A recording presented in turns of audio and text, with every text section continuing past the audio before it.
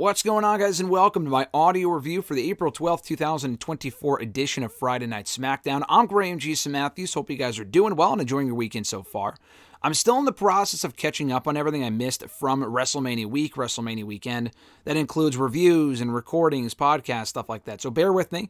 There's still a lot of stuff I've yet to review, write about, watch, record. So bear with me here on the channel. But we are talking SmackDown here today from last night, the post-WrestleMania edition of Friday Night SmackDown, which is typically newsworthy with like NXT call-ups and title matches, title changes, stuff like that. This was not as newsworthy as I was hoping for. Raw, I thought, was a bit more newsworthy with the appearance of The Rock and some NXT faces. We didn't get any of that on this show. No Rock, no Roman. We did have the Bloodline, though, and that was easily the most newsworthy thing on the entire show. They did move forward the WWE Championship picture. I guess we can call it the Undisputed WWE Universal Championship picture. But I don't even think WWE knows what to call that championship right now, because on the website, if you go to WWE.com, it's labeled, Cody Rhodes is labeled as both the WWE Champion and the Universal Champion. On the Superstar section of the website, it says Undisputed WWE Universal Champion, which is what Roman Reigns was before he lost the championship.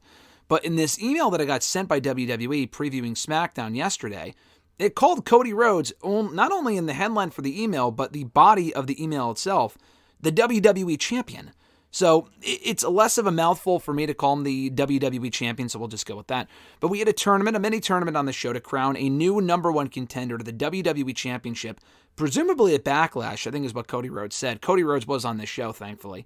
It would be pretty shitty if Cody Rhodes won the championship that is typically supposed to belong to SmackDown, or at least it has been for the last couple of years, and then not show up on SmackDown his first week as champion. I know he's had a busy week, I get it, but he should probably appear on SmackDown going forward if he's going to be the SmackDown WWE Champion. And I guess that's going to change in the draft. It remains to be seen if he's going to go to SmackDown or remain on Raw. I would probably just have him stay on Raw, but that's just me.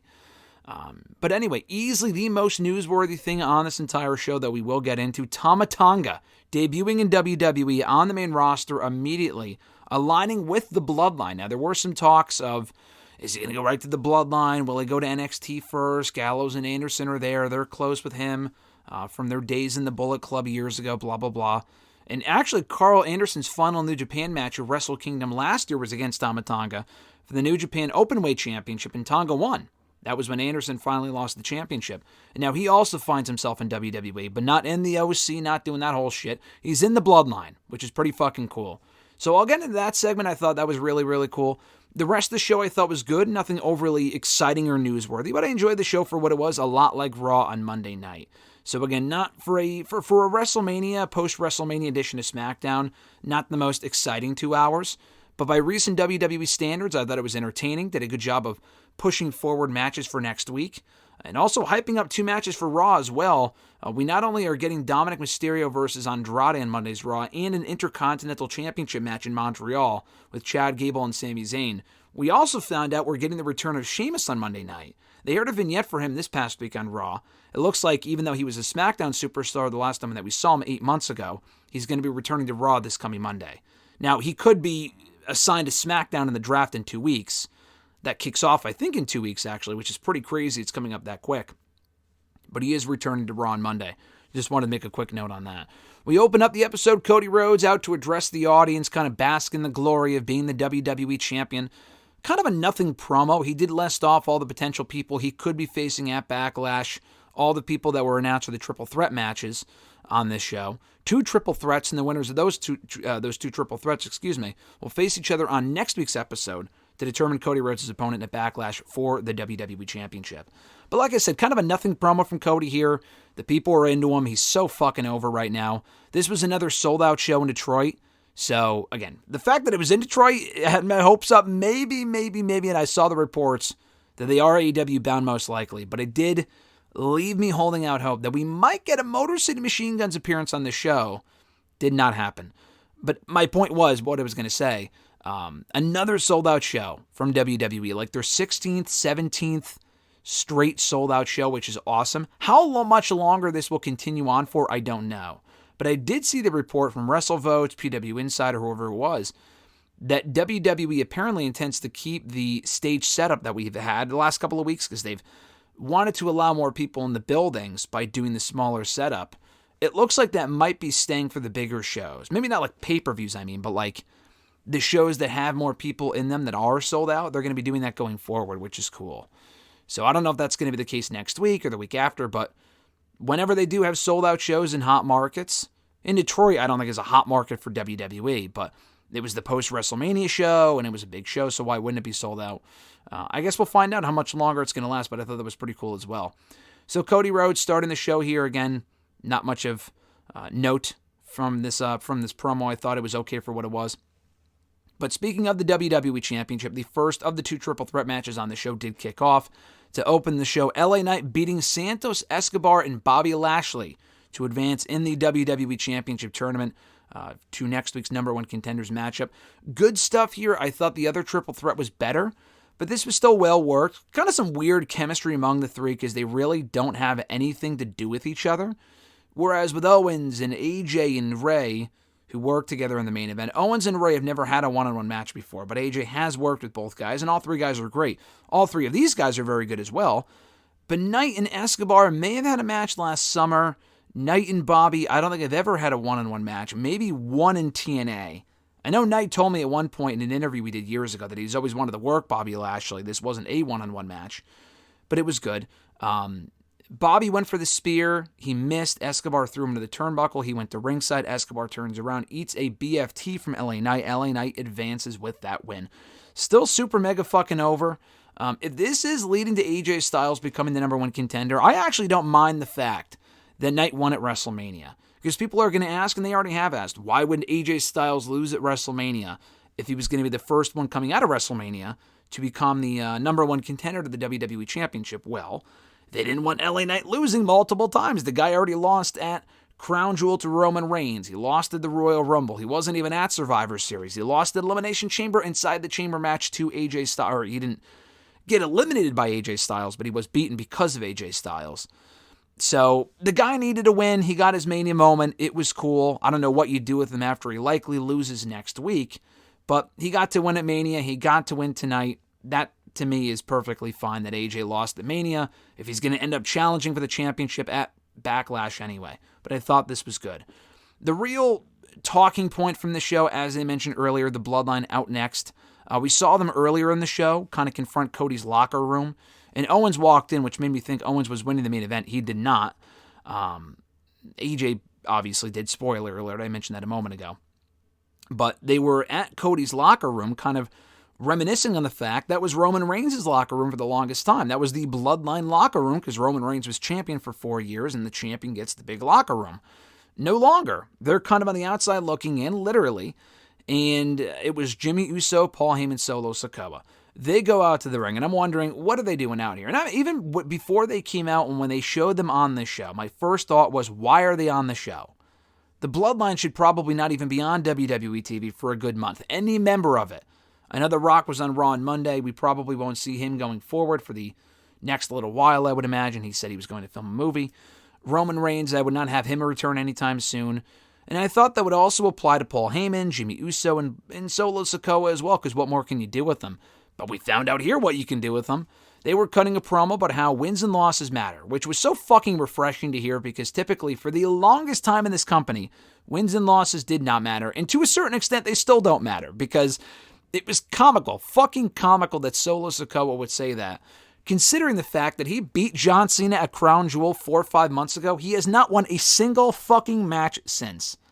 I mean, I would have to look at the record, but I'm pretty sure Solo Sikoa has not won a televised match or even a house show match, singles match, tag team match. It doesn't matter. I don't think the guy has won at all in 5 or 6 months. That is pretty fucking comical. And maybe that's the point, that he would take exception to Jimmy losing at Mania and then kick him out of the Bloodline, which I loved, when he himself is a fucking loser. Jimmy Uso may have won a match after Solo did. I'm not 100% sure on that, but Solo is also as much of a loser as Jimmy Uso is at this current point in time. So I thought that was funny. But yeah, so they did that. Attacks Jimmy Uso. It looked like he almost went for Paul Heyman, but he went for Jimmy Uso instead before, only after hugging him. He hugged him, and then he attacked him with the help of Tama Tonga, the debuting former New Japan star, former New Japan strong openweight champion, or just regular openweight champion. Maybe it was the Strong Championship. I don't remember, but he beat him for a belt at Wrestle Kingdom last year. I remember watching that. So Tonga comes out, attacks Jimmy Uso alongside Solo Sikoa. Really good angle here, just a vicious beatdown of Jimmy Uso. And Jimmy Uso served his purpose in the Bloodline. Having him rejoin in the first place was fucking stupid. They just wanted to have the match at Mania between Jimmy and Jay. It sucked, and now we're probably going to get an Usos reunion. My initial thought is I really don't want to see that because Jay is thriving right now. He's not winning whenever it matters most. He won at WrestleMania, but the guy can't win a fucking title to save his life.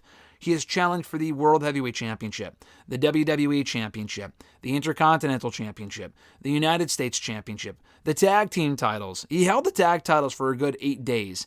But beyond that, the guy cannot win a championship to save his life. Can Jey Uso. So reuniting them might be the best thing for the two of them. But I would like to see Jay continue going to do his own thing. I know he's going to challenge for the World Heavyweight Championship soon against Drew McIntyre, probably a Backlash. He's going to lose that too. He's going to lose that match too, so it doesn't even really matter. But after all the times that Jimmy Uso wanted to, cost Jay all these championship opportunities and he was jealous, he's going to go crawling back to Jay. Why the fuck would Jay accept right away? I know they're brothers, I get it, but still, to do that right away would be dumb. Hopefully that's a longer-term story. We'll probably get the Usos back.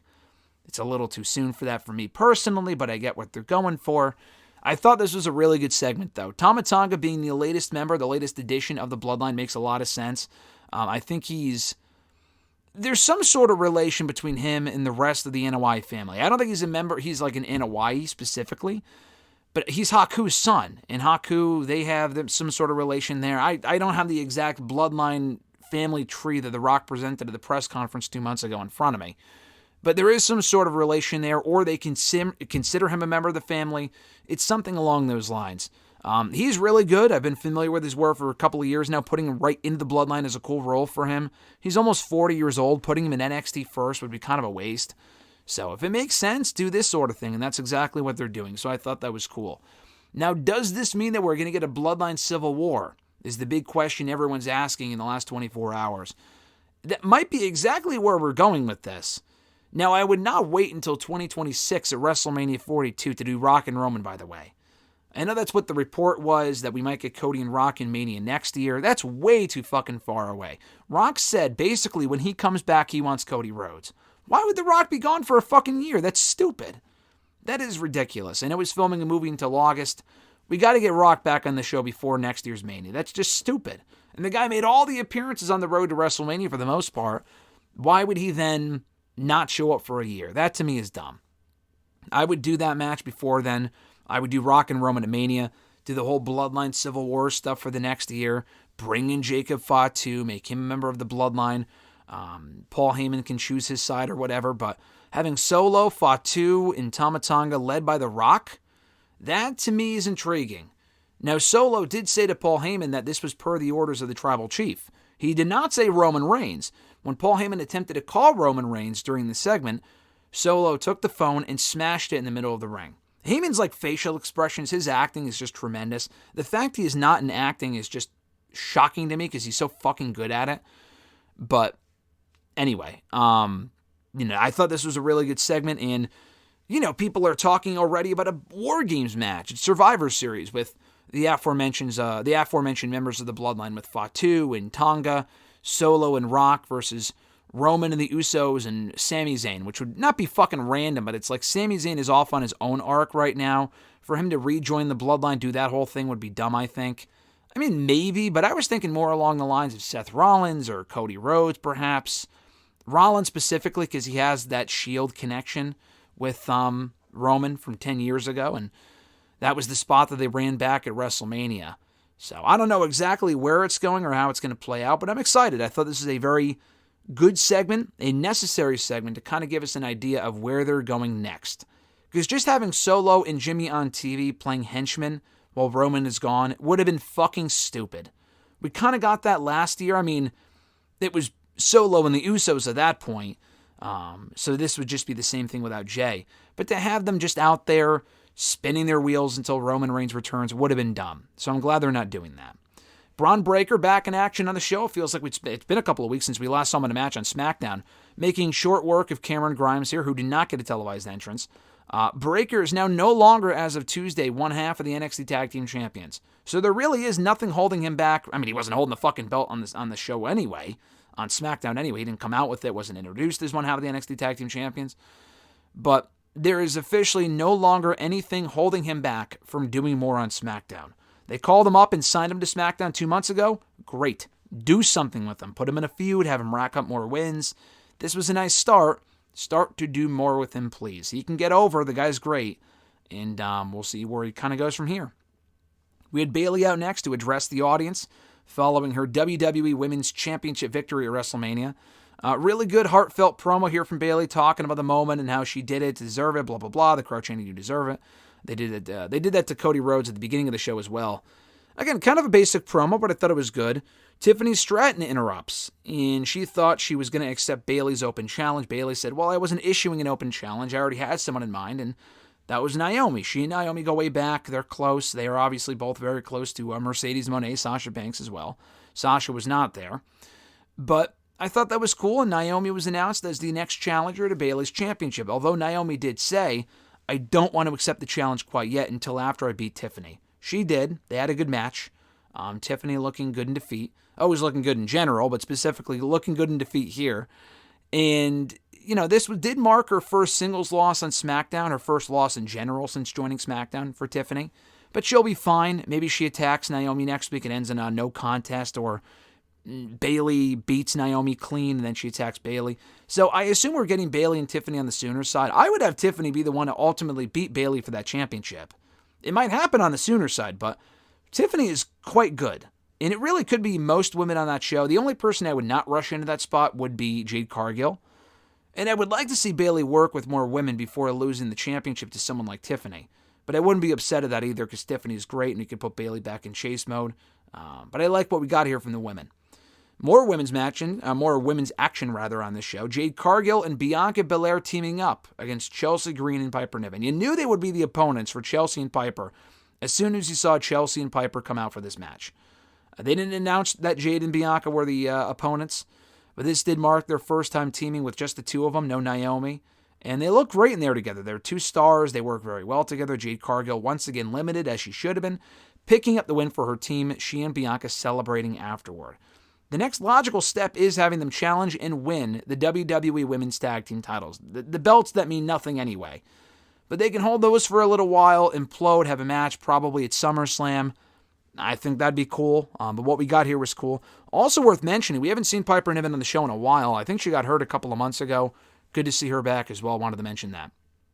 And just like that, we were at the main event. AJ Styles, Rey Mysterio, Kevin Owens triple threat, with the winner advancing to next week's number one contender match to the WWE Championship. Another really good match, even better than the other one. I thought this was great. They all worked really well together. They had great chemistry, did all three. It was nicely paced and a fantastic finish, with AJ Styles hitting a Styles Clash off the top rope to Rey Mysterio on top of Kevin Owens, who was already on the ground. And then he pins Rey and picks up the win. So I thought that was great. We're getting LA Knight, AJ Styles, the rematch next week on SmackDown, and the winner of that match will advance to Backlash, presumably, to challenge Cody Rhodes for the WWE Championship. So I assume it's AJ. I hope it's AJ. I don't want Knight losing clean or anything. Maybe they can rekindle the Knight-Styles feud coming out of that pay-per-view. It really isn't necessary, though. I would like to see Knight at Backlash, but it's more a matter of what you do with them and what match they put him in. But it's not the end of the world for him, because, again, if he goes on to Backlash to challenge for the championship and loses, again, what's next for him then? So I'm kind of glad they're doing this. Hopefully AJ wins, because AJ hasn't had a world championship opportunity. I mean, I guess he got a world championship opportunity at the fucking Royal Rumble alongside LA Knight. But he hasn't had a one-on-one opportunity at a main world championship in God knows how long. He never faced Roman during his entire run one-on-one. They had the four-way at the Rumble. But you would have to go back to probably the World Heavyweight Championship match, I guess, actually, when he faced Rollins in the finals of that tournament last year at Night of Champions. And he failed to become the inaugural World Heavyweight Champion.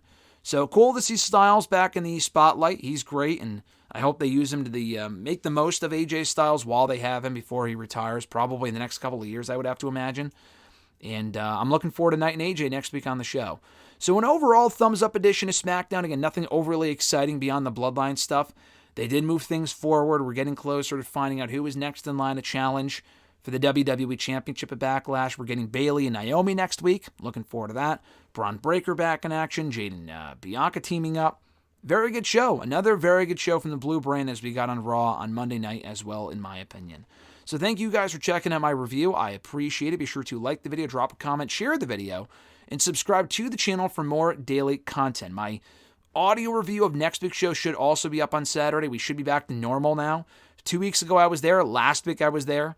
It's been a crazy last couple of weeks. It's always crazy, but recently especially, we should be fine going forward, though, now that I'm kind of slowly starting to get back on track. My SmackDown Lowdown review should also be up momentarily here on the channel, so check that out. Tomorrow should be the latest WrestleRant radio in its entirety. Check that out if you haven't already. That should be up on YouTube tomorrow morning.